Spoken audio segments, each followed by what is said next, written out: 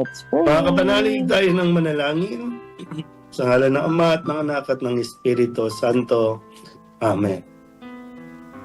Ama naming mapagmahal, muli po maraming salamat unang-una sa araw na ito, sa biyaya ng buhay na iyong pinagkaloob sa bawat isa sa amin.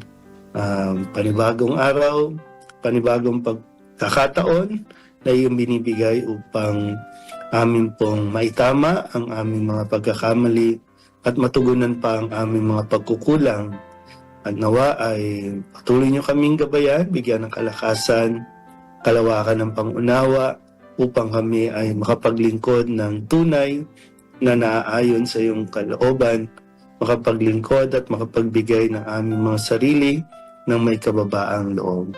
Patuloy po namin ding dinudulog sa iyo ang kahilingan ng lahat ng aming mga taga-subaybay dito sa Barangay Simbayanan, lalong-lalo na kagalingan para sa mga may sakit. Ang lahat ng ito iniling namin sa ngalan ni Kristong aming Panginoon. Amen. Sa ngalan ng Ama at ng Anak, Espiritu Santo. Amen. Amen.